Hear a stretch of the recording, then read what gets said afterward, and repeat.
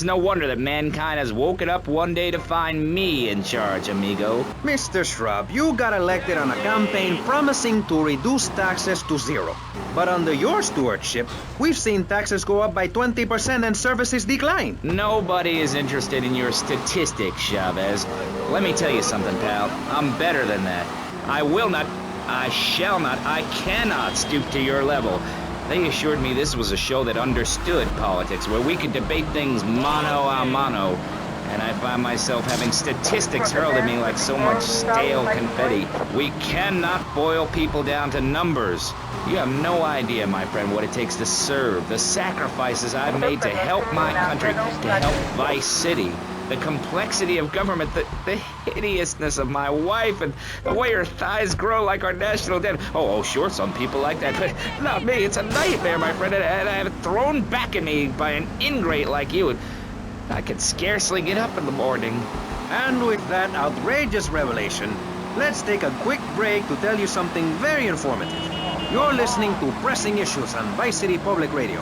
Over to you, Jonathan. Hello and welcome back. I'm Jonathan Freeloader, and you're listening to VCPR. This portion of Pressing Issues is brought to you by Ammunition, a proud supporter of public radio and our community. We hope you're enjoying Pressing Issues and the way it challenges your view of society. Unfortunately, public radio in Vice City is under pressure. That's because we're better than everyone. You can't hear this kind of hard-hitting, long, drawn-out programming anywhere else. But you have to give money. That's right, Jonathan. Money is important. It can be exchanged for goods and services, like getting a hip replacement or funding a starving child in Australia. I feel all covered with flies right now. Call us. Pledge your money. Give 10% of your income. That's all we ask. And for that, you know everyone can be educated on the important things we discuss on VCPR. 10% is a really small amount. I remember when I was volunteering in Central America, to make myself appear less shallow, the native peoples would give you 10% of their land for a pair of mirrored sunglasses. And they would run around me saying, chicle, chicle, which is Espanol for pretty woman. It was very spiritual, like waves. Absolutely. But remember, this radio station could disappear. The voice of unprofitable radio could be silenced. One day you wake up, roll over, and she's gone. You go into the kitchen, there's a note sprawled, the sound of a taxi leaving in the distance, a thunderstorm rolls in. It's a metaphor for my haircut, or this pledge drive. Yes, the pledge drive. Become a member. Only members or people with radios can listen to this radio station. Now back to Pressing Issues. Shouldn't we give out the phone number? Like I tell the children at the library I volunteer at, look it up yourself. No, you can't go to the bathroom, and stop crying. That's good advice. Now, back to Pressing Issues. Welcome back to Pressing Issues with me, Maurice Chavez. On our panel, we got the secessionist lunatic John F. Hickory, liberal rich kid Callum Crayshaw, and neo-fascist congressman Alex Shrub. Gentlemen, welcome back. Let's start with you, Mr. Hickory. Why the F? For Florida. I'm a patriot. I've even got an orange grove tattooed all over my groin. Excellent. But back to the matter at hand. Public safety. How do we get guns under control in this city? By giving everyone hope, a dream of a better tomorrow, by encouraging people to grow their own root vegetables. What's the satisfaction of holding a gun in your hand when you could be holding a hoe, planting seeds in a peasant village? Keep your hoes and seeds to yourself. We don't need gun control. If you read the Constitution, it's a sacred document that should not be changed. Under our Constitution, women couldn't vote, but the liberals come in crying crocodile tears. We need to get scaremongers and non-believers men like you, Chavez, under control. I've got a good mind to have your funding removed. We don't get any funding. Yeah, exactly. Well, good. You won't see a penny out of me. You've got to stop spreading these lies or I'll whip you myself. I'm not afraid. The Constitution asserts a man's right to bear arms and arm bearers and all points in between. Whoever heard of a gun or a bear causing problems? This is all cocky pop or whatever that word is. It keeps the place safe. Trouble is caused by unemployment, and unemployment comes from poor economic performance and lazy people. If you had a job, would you steal a car? Of course not. And if you had a high-rise condo, a mistress, and a seat on the board, would you run around graffitiing your name all over town and making a nuisance of yourself, spinning on your back and popping and locking and... Not a hope. It's simple. If you don't have a job, starve. Get out of my constituency. By force if necessary, and starve. That is quite simple. Are you really saying that? Of course I am. Vice City is a growing city. Of course, there are going to be some growing pains, but what I tell people is this. Gather up your life savings, buy yourself a piece of swamp, drain it, and get rid of the damn wildlife. Then apply for planning permission. Pretty soon you could have your own retirement community or resort destination holiday place. You can start making money out of the boom, the shrub-inspired boom, and enjoy the kind of things sensible people have. Personal bodyguards, massive fences, and a bigger collection of guns than the other guy. It stands to reason. No, no, no, no. Keep them out of here. We do not want any more old folks. If there are any old people listening, go back to your homes. Florida does not want you. Please, die somewhere else. What's wrong with Nevada or Kansas? We want a river. We need a river. The Freedom River. And what about the other crimes? It seems car crime, fashion crime, drugs, everything is on the rise. Absolutely. Of course it is. When I was in Uganda, people were poor, but they were happy. The more you have, the less you have. And that's kind of what I'm all about. There's satisfaction in spending all day weaving a basket, rather than just buying one at the store. At one point in Uganda, I saw a great lake of sand and a massive speaking dog. It was a dog of love, not of hate. It was a spirit journey. What are you talking about? I'm talking about hopes, dreams, the magic of television, especially public television. Puppets can say what men cannot. Yes, but how will that stop people taking baseball bats and pounding the living crap out of each other, as I saw in a Mother's PTA group meeting recently? Baseball is our national sport, our national pastime. Joining together as men in order to reward the act of running around in a circle. I will thank you not to take its name in vain, Chavez. I hate that spring training. Who do those guys think they are? Coming here and getting in the way, showing us no respect, drinking our orange juice and seducing our women folk. Train in your own home, mister. Our national game down here, my friend, is digging a big ditch. A ditch of hope, which will flood into a river of freedom.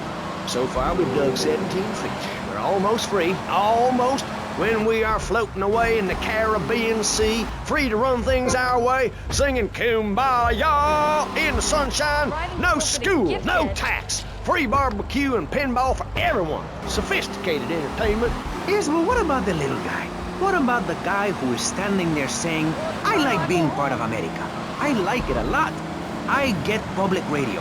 I can hear Maurice Chavez. I own a small one-bedroom home, a business selling flowers to people stuck in traffic. 3 or 4 radios, all turned on to VCPR. A dog, 15 ice cubes. But I don't feel safe.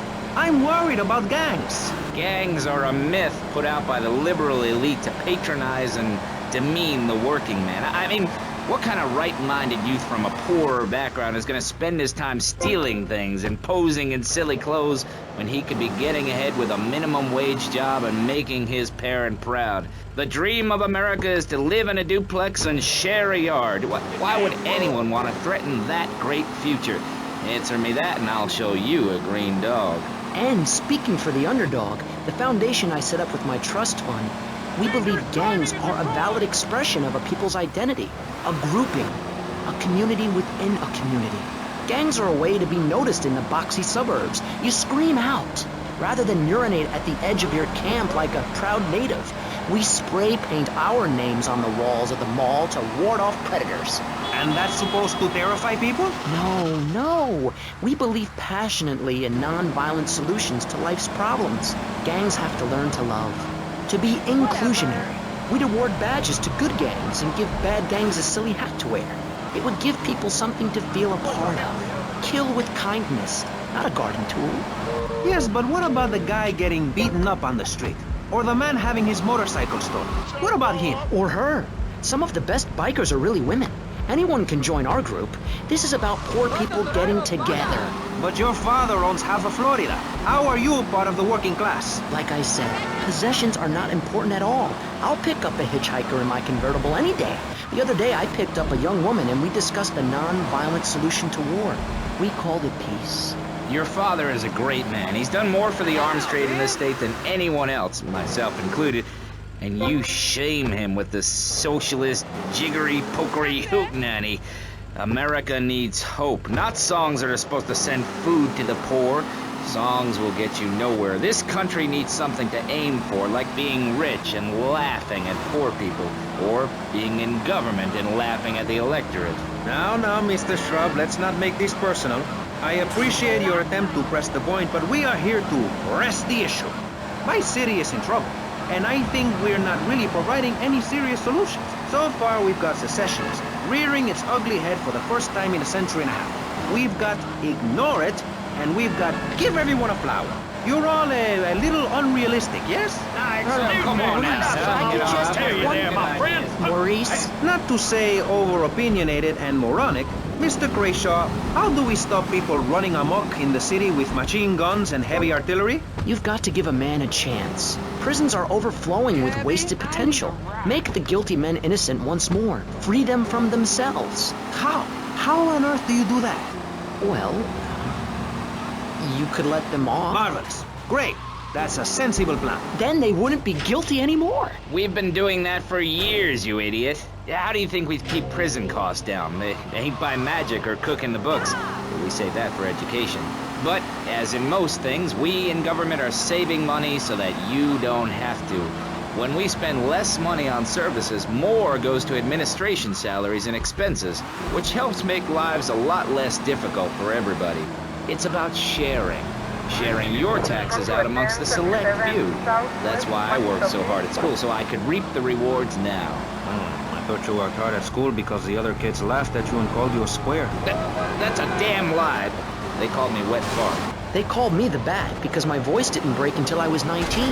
So, Mr. Shrub, I take it you don't believe in regulation. I believe in giving people a chance, not tying them down with lots of needless regulations. The fact is, business is run by moral people who won't do anything illegal or try to get rich quickly. But since you got elected, Vice City has been characterized by a government who cut aid to the poor, offer tax breaks to the rich, and pay people to dump toxic waste near schools. Yes, we've made a lot of progress. And up on Capitol Hill, you were instrumental in pushing through a bill allowing the manufacture and sale of giggle cream, a dessert with potential lethal consequences. Not true. Only 23 people have died, and several of them probably deserved it. So, with people being set such a bad example by big business, how are they supposed to respect each other, to act safely in society? And how are they policed by a demoralized and underfunded police force? Well, I'm afraid that's apparently quite a difficult question, but my solution is easy. I'm going to talk for a long time about a subject not in any way related, and pretty soon people will forget all about it. I'll remind people that I have a great haircut, and that under my stewardship, Vice City has had on average 15% better weather than before, while crime rates only go up if you don't turn the graph upside down. Turn it upside down, and they have halved under me, Alex Shrub. Vote Shrub for president and you'll have a friendly face in the White House, a man you can trust, a local man who likes golf and laughing and photo opportunities at your store or place of business. Just send me a letter. I'll send you an automated photocopied response. We call it democracy, and that's where the money goes. Now, just a minute. Don't interrupt. Let me finish. But you're not... This man won't let me speak. You, Shorty, shut up and let me speak. I'm taller than him, ladies and gentlemen, by at least 3 inches, which means I'm a lot more respectable looking. Everyone knows politicians lie and steal and cheat, but at least with me in charge, you know I look good and I have a very supercilious manner. Besides which, I've been abroad and I prefer it here because I'm a man of the people. Vote Shrub. You'll get richer and you won't feel guilty about it. Enough! We're running out of time, and you completely failed to answer the question. I'm a professional. That's my job. And Mr. Hickory, what about you? All right, these problems are typical of what happens with an open border to the north. The state is filling up with trash. People who can't tell the difference between a swamp and a marsh. Guys who don't know the first thing about the legality of marrying within the family. That's why we need a river. People, I'm telling you, pick up your spades, go into your garden, start digging as deep and as far as you can. Pretty soon the whole state will be flooded and ruined, and then they'll have to leave. We must build a moat to the north or they will come down and ruin this great state. And Mr. Hickory, were you born in Florida? What a stupid question of all the cheek. Were you? Of course not.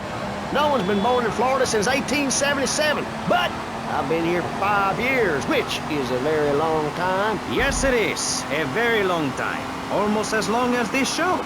Ladies and gentlemen, you're listening to Pressing Issues with me, Maurice Chavez, presiding over some of the least informed debate on the radio. In this episode of Pressing the Issue, we had Alex Shrub, Callum Crayshaw, and John Florida Hickory discussing safety.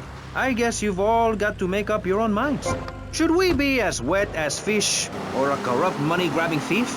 Gentlemen, I feel we really got somewhere, and that Vice City and people everywhere know a lot more than they did before we began.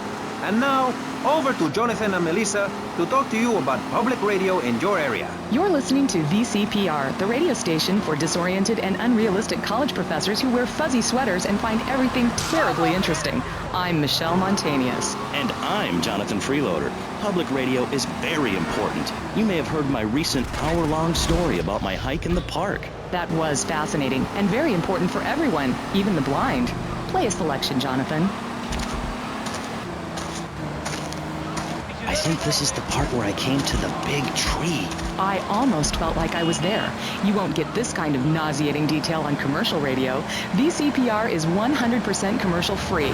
Absolutely nothing interrupts your enjoyment of our fine programming and ability to tackle the important things like Jonathan's walk in the park. But we need you. Think of yourself as a member of this station, except you aren't allowed in the doors. That's an important metaphor for life. Yes, how wonderful would it be to own an hour of this radio station? We just got an enormous pledge from Farewell Ranch. That's great. Farewell Ranch is a great place to take your loved one. Just dial 866-9-BURY-ME. Remember, VCPR is commercial and interest-free. Donate your money now. Let's get back to pressing issues. Thank you, guys. So, we're back on Pressing Issues. Just one of many fine shows you'll hear if you have the patience to listen to public radio. Although thanks to the many awards we have won, Pressing Issues has extended playtime and is the #1 rated show in the Vice City area. I'm your very entertaining host, Maurice Chavez, a man climbing the broadcasting ladder at a rate of 6 knots. 6 years ago, I was a clown, and now I'm a success. Think about it. Imagine where I could be in 10 years. I could achieve anything. Anyway, morality. What is it? Why do we need it? Our ancestors, shortly after discovering fire, built tools to beat each other over the head and discover how to make meat to celebrate with afterwards. Then Columbus came over, shut down the Pilgrim Discos. Why? All very confusing if you ask me. And you did. And I asked myself, that is a perfect subject for a region-wide discussion show, which is very lucky because I happen to host one. To discuss the subject of morality, we have firebrand preacher Pastor Richards, the head of the Pastor Richards Salvation Statue Organization, a group which plans to raise enough money to build a statue of Pastor Richards himself. We also have John Brown, leader of Moms Against Popular Culture, or MAPC, or is it MAPS? MAPK? I don't know. We're deep in acronym hell right now, or is it purgatory? And finally, we have Barry Stark, author of the book As Nature Intended. He's the editor of Vice City's Naturist News, and is working feverishly, it says here, to bring more nude recreation to Vice City. To protect the dignity of our other panelists, we place Mr. Barry Stark behind a divider. I'm naked back here. It's my right as a person. Yes. Let's start with the obvious, yes? Is it moral to be naked? Yes, you can't stop me. Well, I'm a mother, so I have to deal with this issue every day. My adorable kids have learned that it's wrong to be naked. When it's bath time, they know to put on a bathing costume. That's also the reason there are no mirrors in my house. Nudity leads to bad, naughty things. Maurice, if I may interrupt, I haven't worn clothes since 1982. Clothes are seriously unnatural. Didn't you guys learn anything from the 60s? I had a revelation when I was on holiday in Germany. I'd always felt very constricted. Then it hit me like a slippery fish. Clothes are plain wrong. When you're born, you're not wearing any clothes. When you die, you're not wearing any clothes. I'm going to have to interrupt you there. What if you die at work? What if an enormous piece of machinery falls on you while you're working? Clothes lead to immorality. Nudity stops people from fighting. Have you seen an issue of National Geographic lately? People around the world are nude. You don't want to shoot a machine gun or a howitzer or a flamethrower if you're naked. It could burn or scold in quite a personal fashion, quite frankly. Have you been to the zoo? Animals are naked. If everyone were naked, there'd be no war. Everyone's complaining about crime and the theft of cars in the city. No one's ever stolen my car. No one's ever pickpocketed me. They've never even tried. That's because you're a degenerate loony. If the police were naked, it would set a great example to everyone. You can direct traffic and eat donuts entirely in the buff. Maurice, this kind of immoral behavior is exactly why I'm building the Pastor Richard Salvation statue. Noah had an ark, Texans had the Alamo, and I am building a highly fortified structure in my image. Simple. This 50-story statue will be able to deflect alpha, gamma, and beta radiation. The day is coming, and coming soon, where the artificial suns will rain down to punish the degenerates of this city. But you can save yourself. The Pastor Richard Salvation statue will be a completely self-sufficient community. We have canned food rations, private living quarters, and enough supplies to survive happily the predicted 40,000 years of nuclear winter. In Phase 2, and with funding from NASA, we will equip this massive statue with rockets. So when the poopy hits the proverbial fan, we will load up the statue with all of the people who have saved themselves through generous donations, blast into space, and colonize Saturn with a race of morally correct, affluent people ruled by me. Will there be naked people? No, turd brain. It's morally corrupt people like you we're shielding ourselves from. Liberals, degenerates, the Welsh. They're the ones responsible for the nightmare Vice City is today. The crime in the streets, the parties, the children born out of wedlock to a future of hopelessness. Anyone who does not agree with me is mentally sick and should be shot, I'm afraid to say. We need to build a place to escape these transgressions. Whew, that's extreme stuff, Pastor. But we'll leave amateur eugenics for a minute and ask our other panelists. Jan, you're a mom, so you know everything. What is your thought on all this? And do you think Pastor Richard stole his ideas from a movie or book? Well, yes, I am a mom. My kids are very special. So special, they go to special classes. Now, I teach my kids history to give them perspective. Last night I was telling them about how Magellan sailed around the Strait of Magellan and met some friendly natives that gave him supplies. Then he had to kill all of them. And that's an important lesson about life. If you look at nature, you'll see many species that eat their children to protect them. This is especially true of hamsters. It's about putting the family first. That's really important to me, and where a lot of my morality comes from. And if you don't like it, find your own husband and stay away from mine, okay? Okay, but, and excuse me if I sound a little confused here, but I don't think I understand. Now, my morality comes from looking at history and biology and working out what's best for my kids and screw anyone else. That's what this country's all about. I mean, I saw the hippies. What a load of claptrap. What's your kid gonna do at a school with a name like Moonbeam or Wave or Horseradish or whatever they call them? How can you take your kid to a Little League game when you live in a communal farm growing drugs? It's awful. And that's what my life is about. Looking down on others. Yes, I think I can see that now. Moving on. Pastor Richards, in your book, you talk about putting yourself first and how people should not make sacrifices or help those in need. Do you want to elaborate? Oh, that's right. People need to learn how to take care of themselves and not depend on others. If you read chapter 45 of my book, I talk about how being selfish is a virtue. The best thing you can do for someone that needs help is to tell them to help themselves. That builds moral character. Morality, Maurice. There's not much left in this city. Every time a culture has taken on the doctrine of helping your fellow man, we get thrown into the dark age. Look at Russia. They keep trying to help each other out, extend a hand to a neighbor, and guess what? Every 10 years, someone's invading, burning down their homes, and taking their toilet paper. Napoleon, Stalin, Attila the Hun, all of them. After you read my book, you will understand. I may have been born in the sea, but I'm no dummy. Are we going to talk about being naked? Yeah, soon, Barry. Keep your hair on and calm down, please, my friend. Divorce rates are up. Standardized test scores are down. Vampire sightings at the mall. Can the family be saved? Or, to put it another way, if we're meant to be monogamous, why weren't we born already married? Jan, over to you. Well, Since I'm a happily married mother, I know the family unit is the basis of all society. Now, even when my husband is working late or away on an extended business trip to Hawaii with his secretary, I understand just how important the family unit is in life. He's working hard so I can get another station wagon with even more wood on it. Go on. Tell me more about your family. Well, I like to compare it to nature. After all, it is one planet, even if we do just want to maim and kill each other, especially me. Now, look at sharks and sandworms. And one of my hobbies, besides making babies and criticizing people, is biology.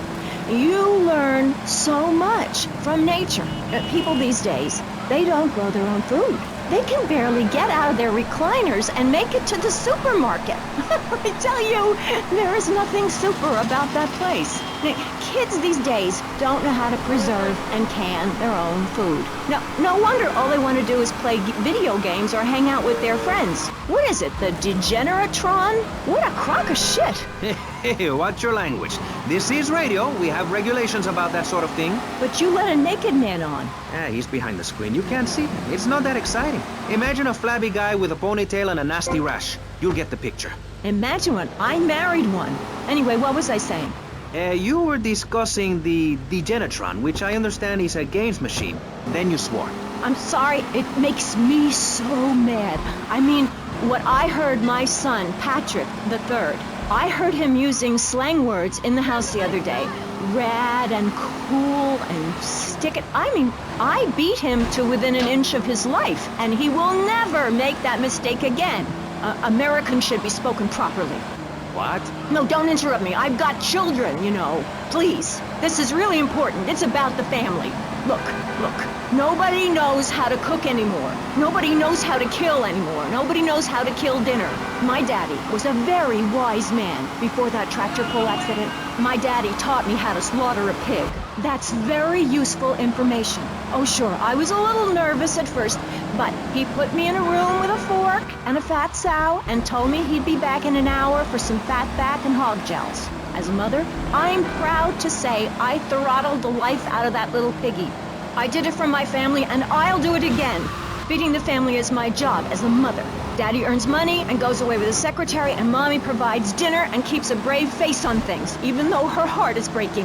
Where are my pills? Barry, you look like you've got something to say. I agree. Statistics show that families that spend time together naked are the best kinds of families. You see, social class distinctions disappear when everyone is naked. I can't tell if you're rich or poor, black or white. It doesn't matter because we're all naked. Designer clothes? Try designer nudism. My body was made by the best designer around. Mother Nature. That's why we're lobbying to build a naked casino in Vice City so old people can gamble naked and poor people can lose hope in the buff. It is written, chapter 23, verse 5 of my book, "He that gambles his money away is a fool, but he who believes in me will go to spend eternity in space with other affluent, well-to-do people." It's that simple. Do what I say and you won't have to think for yourself. Oh, but I think it is, Pastor. We look around. Nudie clubs, discos, drinking. Do people want to be moral?